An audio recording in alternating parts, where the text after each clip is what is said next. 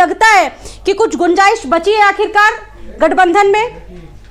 बिल्कुल, देखिए सियासत में जब तक टिकटों का ऐलान नहीं हो जाता है तब तक तो गठबंधन कभी भी हो सकता है।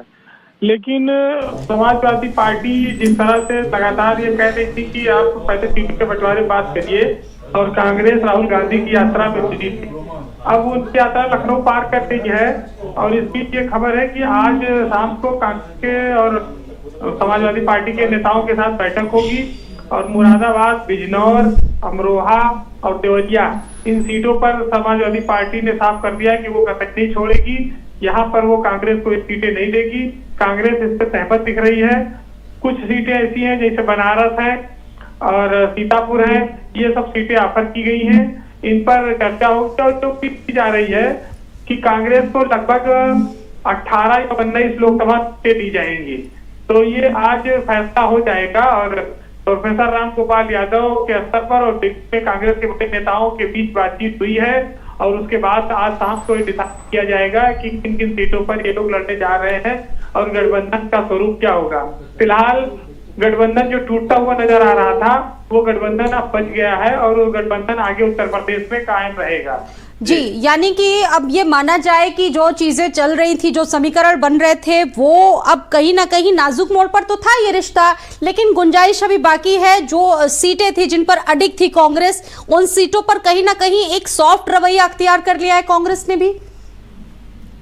बिल्कुल, देखिए कांग्रेस का उत्तर प्रदेश में बहुत ज्यादा स्टेक नहीं है। वो जानती थी कि जो अधिकतम सीटें मिल जाएं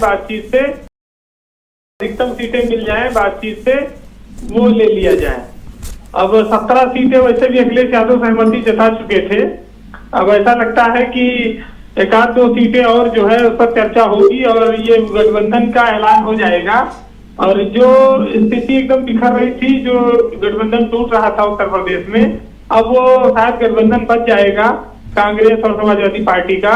हालांकि देखिए, दोनों के कार्यकर्ता ये चाहते हैं कि गठबंधन टूटे ना। दोनों लोग चाहते हैं गठबंधन हो, सीट एक दो कम मिले, इससे कोई फर्क नहीं पड़ता। और ये खाली उत्तर प्रदेश में सिंबॉलिक गठबंधन है, क्योंकि कांग्रेस के पास खाली एक माहौल है, हवा है कि मुसलमान उनको वोट कर रहा है, और उसी आधार पर वो 17 सीटों तक पहुंच चुके हैं। समाजवादी पार्टी ने अपनी ओर से उनको बहुत सीटें दी हैं, और 17 कम नहीं है। अगर उसके बाद भी एक दो सीट उनको मिल जाती है तो भी ये गठबंधन के लिए बहुत, उनकी मजबूती के लिए बड़ा फायदेमंद होगा। और ये गठबंधन का ऐलान जब हो जाएगा तो कम से कम जिन लोगों के टिकट घोषित हुए हैं वो लोग अपने लोकसभा क्षेत्रों में जाके प्रचार कर सकेंगे। समय कम है, और बूथ के लेवल पर, ब्लॉक के स्तर पर कार्यकर्ताओं की मीटिंग करना, तैयारी करना, कार्यकर्ता बनाना, ये सब काफी लंबी प्रक्रिया है। तो जो प्रत्याशी है, अगर उसको क्लियरिटी रहेगी तो अभी से मेहनत शुरू कर देगा। बिल्कुल। और आज देखिए, एक बड़ी जानकारी भी इस बीच वीरेंद्र जी सामने आ रही है कि दोनों लोग आज, दोनों दल एक संयुक्त प्रेस वार्ता कर सकते हैं। 2 सीटों पर संशोधन के साथ कांग्रेस ने अब समझौता स्वीकार कर लिया है। देवरिया और मुरादाबाद सीट पर कांग्रेस पीछे हट गई। ये दोनों सीटें कितनी महत्वपूर्ण है, लेकिन वाराणसी सीट समाजवादी पार्टी कांग्रेस को देगी, इसको लेकर क्या विश्लेषण रहेगा आपका? देखिए, वाराणसी सीट ऐसी है जहां पर प्रधानमंत्री नरेंद्र मोदी उम्मीदवार रहते हैं जी। उनके सामने ये है कि लड़ने की बात है, बाकी वहां जीत हार की कोई बात है नहीं। तो कांग्रेस वहां पर अपना प्रत्याशी लड़ाए, उससे समाजवादी को कोई एतराज नहीं, वो अपना प्रत्याशी वापस ले लेंगे। सुरेंद्र सिंह पटेल का कल नाम घोषित किया था उन्होंने जी। इसके अलावा सीतापुर, हाथरस जैसी कुछ नई सीटें देने की बात चल रही है कि वो दी जा सकती है।